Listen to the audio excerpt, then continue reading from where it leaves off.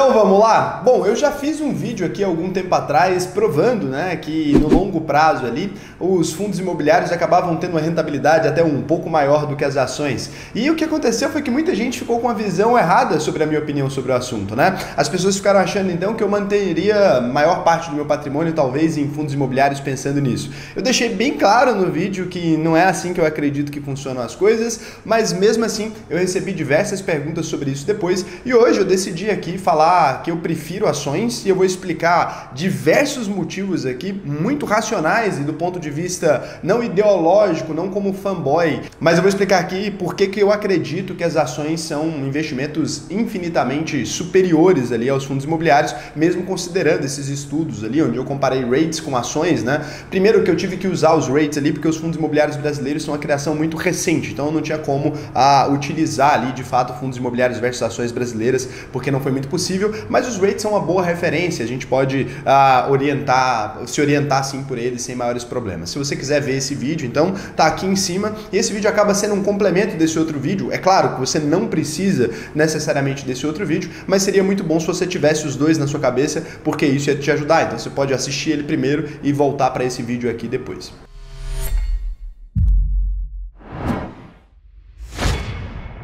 Antes de começar isso aqui também, eu quero deixar bem claro mesmo que eu, Raul, invisto tanto em ações quanto em fundos imobiliários. Para mim são classes de ativos complementares ali. Eu não acredito nesse fla-flu, né? Uma coisa ou outra, ou isso ou aquilo, ou empresas de crescimento ou dividendos, né? Eu acredito muito na estratégia do E, ações e fundos imobiliários, né?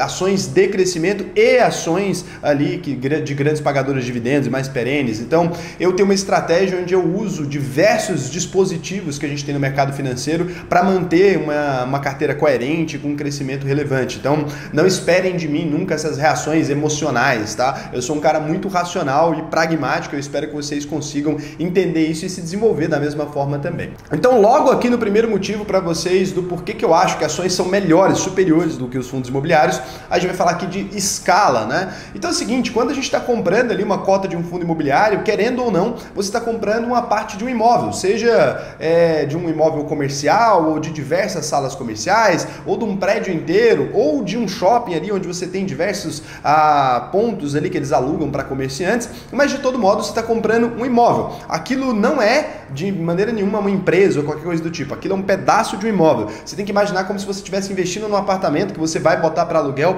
para gerar renda. E quando você compra uma ação, você está investindo em uma parte de uma empresa. E a gente tem um problema com escala. Imagine que um fundo imobiliário ele tem um limite de ganho, é um limite máximo ali, por exemplo. Se ele alugou todas as salas dele ali, comerciais que ele tem disponíveis, ele teria que aumentar o preço daqui a um tempo ou alguma outra coisa dessa acontecer. O mesmo vale para um shopping, né? Então assim, a partir desse momento ele tem um limite de ganho ali, ele está limitado daquela forma ali, ele não poderia mais crescer. Por quê? Porque aquilo ali acabou. Ele alugou, é aquele imóvel está alugado e acabou. E aí é só receber a renda. Quando a gente fala de uma empresa, se você pegar aqui, por exemplo, o Investidor Sardinha, imagina que alguém lá atrás, em 2019, quando eu criei aqui um canal, era um canal de YouTube, aquilo tinha uma receita mínima ali, né, que vinha do AdSense, e isso depois de alguns meses, de 5, 6 meses. Imagina que alguém pegou ali e comprou R$100 de ações do Investidor Sardinha se tivesse aberto. Para vocês terem uma ideia, do primeiro ano do Investidor Sardinha para hoje em dia, a gente multiplicou o lucro por muito mais de 100 vezes, talvez. Então essa pessoa teria tido uma valorização nessa empresa dela de mais de 100 vezes. Eu comecei ali com um produto, que era um canal de educação financeira, e desse produto eu criei uma escola de formação de investidores, eu criei minha própria plataforma de investimentos, eu criei o site do Investidor Sardinha, a gente comprou um pedaço do Investidor 10. Então assim, a gente desenvolveu uma gama de produtos muito maior. Da mesma forma que alguém que investiu na Nintendo lá em sei lá que ano, né? Se alguém tivesse começado quando ela era fabricante de baralhos, imagina a quantidade de produtos que a Nintendo tem hoje, a quantidade de novas tecnologias, de novos games que ela criou que não tem nada a ver com baralho e motel, que foi o início da empresa. Então a empresa ela tem um ganho de escala muitíssimo maior, né? É óbvio que essa escala às vezes está limitada ali, por exemplo, quando eu olho a UVP eu coloco no máximo 250 alunos por turma. Por quê? Porque eu não quero prejudicar o suporte, né? Eu quero conseguir atender todo mundo ali, trocar aquela aquela ideia, são muitas aulas gravadas, são mais de 120, mas tem muitas aulas ao vivo também, aí eu tenho uma limitação de escala por conta do suporte. Mas vencidas essas limitações ali, por exemplo, uma empresa ela consegue crescer de maneira ilimitada e muitas vezes criando novos negócios, investindo em outras coisas. Inclusive, se você quiser aprender a investir no Brasil e no mundo, de verdade, assim, pra você, vou fazer 8 semanas, tem que querer estudar. Você pode entrar na minha escola de formação de investidores, vai sair de lá brabíssimo. A próxima turma é agora no dia 21, então fica atento aí, clica no link, faz o seu processo seletivo ali, né? Você faz, e se a gente te aceitar, você pode fazer sua matrícula e vir pra cá. Cara, vai ser incrível essa turma, vai ter um papo muito mais próximo ali comigo, uma coisa super legal, cara. Se inscreve que você vai gostar. Então, nesse ponto aqui, ações versus fundos imobiliários, as ações ganham, né? Por conta dessa escala.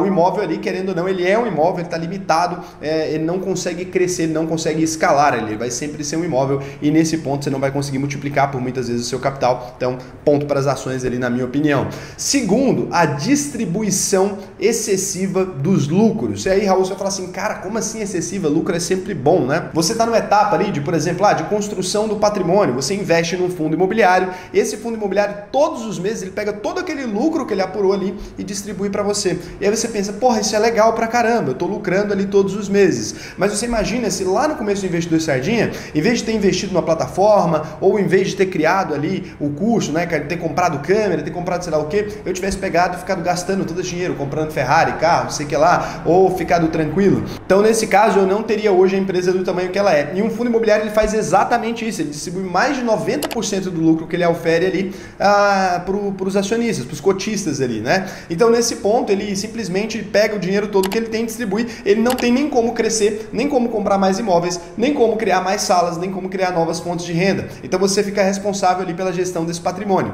E aí, algumas pessoas, eu não sei quem foi o bobo que disse isso pela primeira vez, mas o cara fala assim, eu prefiro que a empresa distribua todos os dividendos dela, porque aí eu mesmo posso investir o dinheiro, né, cara? Você já parou para pensar que quando você fala que você investe numa empresa entre as maiores do Brasil, ou quando você investe no Amazon ou na Microsoft, você está querendo dizer que é melhor você investir o seu dinheiro do que o Bill Gates ou o Jeff Bezos investir esse dinheiro por você? Olha a loucura que você chegou, né? A pessoa acha às vezes que ela é mais rentável que os homens mais ricos do Brasil ou que os homens mais ricos do mundo. É óbvio que seria melhor aquele cara investindo o seu dinheiro do que você investindo o seu dinheiro. Pelo menos eu tenho a humildade de pensar assim, né? Imagina se eu vou me comparar com o Warren Buffett, por exemplo, na hora de reinvestir esses dividendos. Então eu prefiro 1000 vezes que a empresa reinvista em si mesma, cresça e tenha e gere mais frutos, né? Do que ficar sempre pegando ali, colhendo tudo que tem. Então acho que o fundo imobiliário, ele tem essa característica muito geradora de renda, que é legal para quem está vivendo já de renda ou para quem não pretende mais aumentar o patrimônio, mas como eu nunca estou satisfeito com o tamanho do meu patrimônio, então eu prefiro que continuem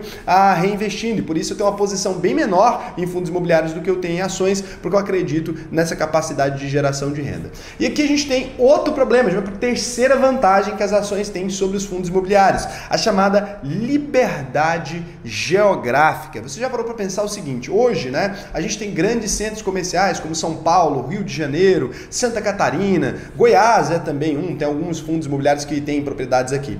Mas esses centros, o mundo está em constante movimentação, em constante mudança. Quando a gente investe no imóvel, você não tem como pôr rodinha naquele imóvel e levar ele para a cidade que está mais próspera no momento. Isso não acontece com a empresa. A maioria das empresas, elas pagam aluguéis ali da sede dela. Então, se por alguma razão outro mercado ficou mais competitivo ou tem dinheiro a mais em outro canto, ela simplesmente pega ali a sede dessa empresa, transfere para outro lugar ou abre uma sucursal. Um fundo imobiliário, como ele distribui toda a renda e ele tem ali uma propriedade em um lugar específico, ele não tem liberdade geográfica para empreender. Isso faz com que, se um mercado estiver desaquecido em alguma região, como aconteceu agora, por exemplo, com um fundo lá que onde a Petrobras ficava, né? De repente a Petrobras não quis mais ficar ali, ela era a única razão por aquele lugar ser mais aquecido, agora eles vão ficar um bom tempo sem alugar essa propriedade. Então isso acontece muito com os fundos imobiliários, porque eles não têm essa liberdade geográfica, né?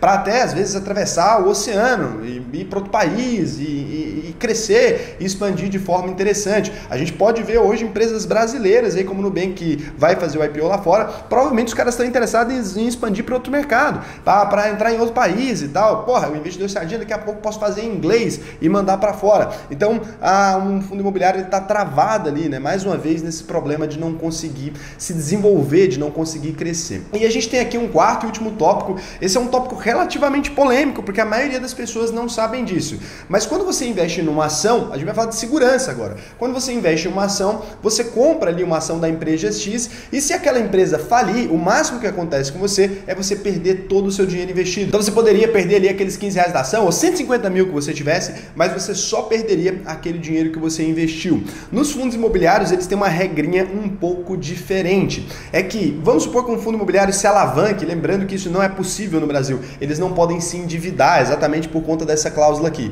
Mas se ele gerar algum tipo de gasto que tenha que ressarcir pessoas ou que ele seja processado, a gente tem a seguinte cláusula presente na maioria dos fundos imobiliários e eu nunca encontrei uma explicação jurídica para isso. Sendo bem honesto, eu estou falando aqui uma coisa que é um achismo meu. Eu não sei se a interpretação da lei é essa, eu não sei se é assim que funciona, mas olha a seguinte cláusula. Cobrança dos ativos, possibilidade de aporte adicional pelos cotistas e possibilidade de perda do capital investido. Aí pode pular essa parte para vocês entenderem a que se refere. Os cotistas poderão ser solicitados a aportar recursos ao fundo para assegurar a adoção e manutenção das medidas cabíveis para a salvaguarda dos seus interesses. Então me parece que se o fundo imobiliário tiver algum problema, a gente seria obrigado a aportar, segundo essa cláusula aqui que está presente na maioria dos contratos de fundos imobiliários, para a gente manter aquele fundo funcionando. Então pode ser que a gente tenha um custo em algum momento. Eu não vi, eu pesquisei pra caramba, não vi isso acontecer no Brasil, mas essa cláusula é uma cláusula que me incomoda desde 2017 aí, cara, que foi quando eu descobri ela pela primeira vez. Eu olhei para essa cláusula e falei, caramba, eu não sabia que isso existia. Isso não existe nas ações, mas nos fundos imobiliários a gente tem essa regra. Então no quesito de segurança, se conta isso aí, né? A gente está considerando isso aqui como sério, mas eu não tô, né? Tô colocando só como um pontinho a mais que eu não acho que na prática isso aconteceria. Não é possível. E aí quem for jurista aí, ou entende dessa legislação, cara, quiser comentar, aqui nos comentários, gente, tem de tudo, tá? É sério mesmo, tem uma galera pesada aqui, até galera que trabalha em fundo e tal, que me manda mensagem, então muita gente grande assiste isso aqui, e é legal que alguém possa explicar aí pra gente um pouco mais sobre isso. Eu sempre gosto muito da janela de comentários aí, então fica aberto aí pra alguém que consegue explicar isso, explicar. Esses são os pontos principais aí que eu queria trazer, eu acho que deu pra vocês entenderem o meu ponto de vista, e é isso, lembrando que, se você comentar aqui qual a sua opinião, né? Ações ou fundos imobiliários, o que é melhor? Se você comentar aqui se você prefere ações e por quê, eu gosto do porquê, você está automaticamente concorrendo a uma caneca. Eu faço o sorteio lá no meu Instagram, @oRaulSena, e aí você tem que acompanhar na semana para ver se você ganhou ali, né? Então é bom você checar, pô, vou lá ver o Raul ali para ver se eu ganhei hoje. Tem dia que eu posto story demais, dá uma passada para frente rapidão ali, você consegue encontrar o sorteio ou não. Então o vídeo de hoje foi só, um beijão aí, um feliz dia dos namorados, não sei em que dia que esse vídeo está saindo, manda um beijo aí pra namorada de vocês ou pro namorado também, né? Até o próximo vídeo.